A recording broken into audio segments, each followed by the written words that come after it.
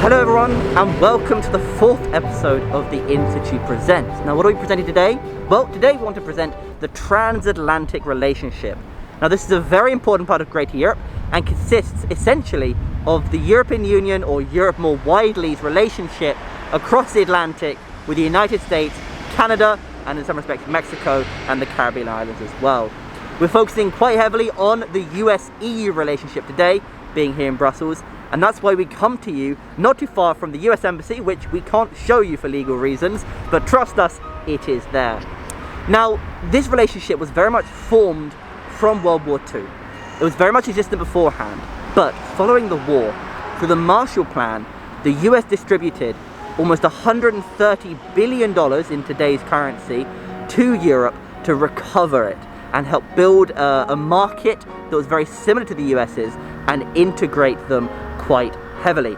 Now, this was done for many reasons, not least of which they're on the same side of the Allies, a fear of communist influence, but nevertheless it helped usher in a period of widespread deep relationship between the two continents that exists very much to this day.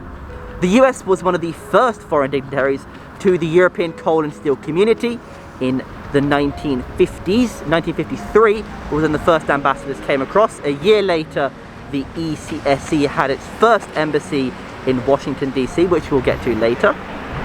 And the relationship since then has very much focused around the areas that the Marshall Plan focused on as well. Now, this was trade, of course. Nowadays, the US and EU have over half a global GDP, and this is a very big, important factor to the relationship. But this is also culture and security. Now, we're going to talk a little bit more about NATO, but it's true that the US holds essentially an umbrella of security over the European Union that has become maybe more uncomfortable in recent decades, but is necessarily a very important part of Europeans' lives. Now, with the new Biden administration, this relationship has come under a new drive.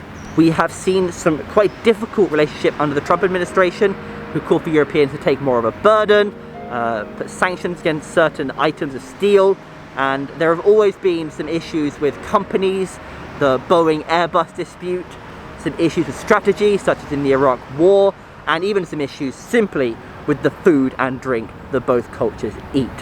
Nevertheless, the US and EU are some of the closest partners in the world, and that's why we want to talk a little bit more today about this relationship.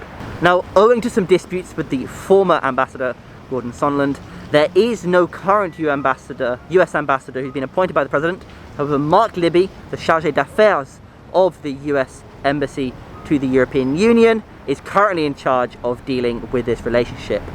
Nevertheless, with the upcoming EU-US summit almost certain to happen in 2021, when exactly we cannot tell you, there is doubtless going to be a renewed interest in this relationship, which we'll explore further in today's episode. Now, one of the most important organizations in the Transatlantic Alliance is NATO. The North Atlantic Treaty Organization, founded in 1949, brought together in 1949 12 member states from Europe and North America in a collective defense organization. Now, unfortunately, we can't show you NATO headquarters itself based in Brussels owing to legal reasons, but we are here just outside the NATO Parliamentary Assembly, established in 1955, which is there to bring together parliamentarians from the member states, member allies, for joint decision making. Nevertheless, NATO became one of the upholding organizations for the Transatlantic Alliance owing to its sheer importance during the Cold War. It's grown significantly since 1949 and now hosts 30 member allies from all over Europe and North America, including non-EU member allies, including North Macedonia, which joined in 2020, Montenegro and Albania, all of which are in current accession negotiations to the European Union. Now, through Article 5 of the North Atlantic Treaty, any member ally of NATO that is attacked in its own state is seen as an attack on all member states. This is an underpinning of NATO that truly brought together the member allies of NATO in such a way that no other organization seemingly has. Now, throughout its decades-long history, this has been an unwavering commitment of the US government, but also European governments, and continues to firm bond between the regions. Now, that's not to say NATO has only ever done this.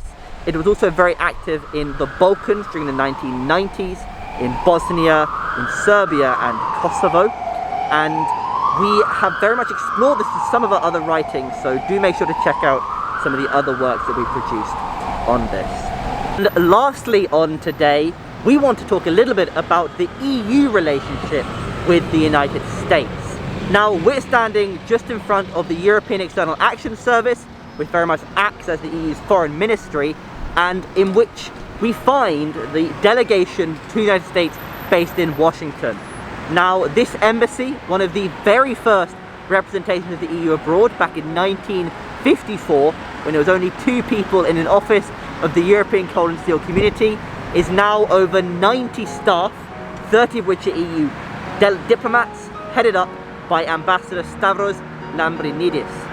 Now, this ambassador holds one of the most diverse political agendas, especially with the new Biden administration occupying the White House.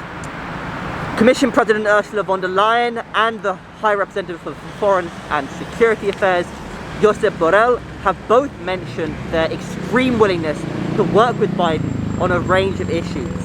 The US Secretary of State, Tony Blinken, has already been to Brussels, both for NATO, which you saw earlier, and an EU summit, and likely there is going to be an EU-US summit in the first half of 2021. We know that Biden is coming to visit Brussels for the NATO Brussels summit, and it's very likely he will announce a brand new agenda for EU-US relations.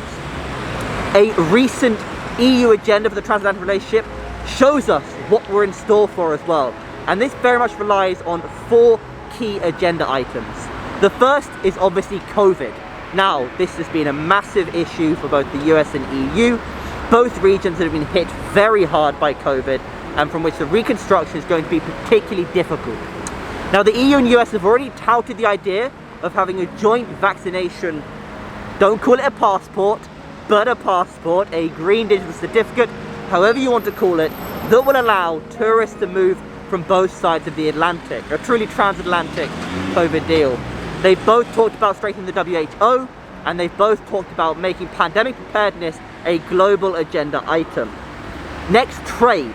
Now, the EU and US are a third of the world's trade, and that's important to note because they are very much trendsetters in global trade.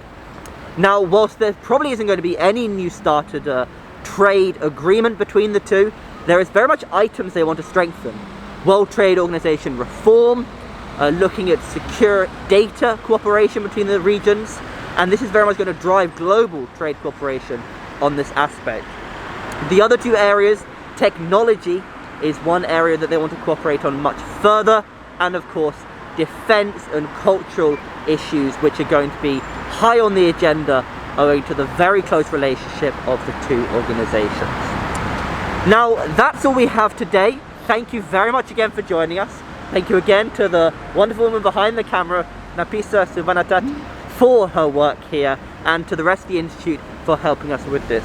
This was a topic that you provided, so please let us know what you want us to talk about next time, and would love to turn it into a proper video again. So please like and share this video, and follow us on all our various social medias. We have the classic Facebook, Twitter, Instagram, LinkedIn, our website, our podcast, and all our various projects. This has been Philippe coming to you from the Institute Presents the Transatlantic Relationship. Thank you very much, and have a good day.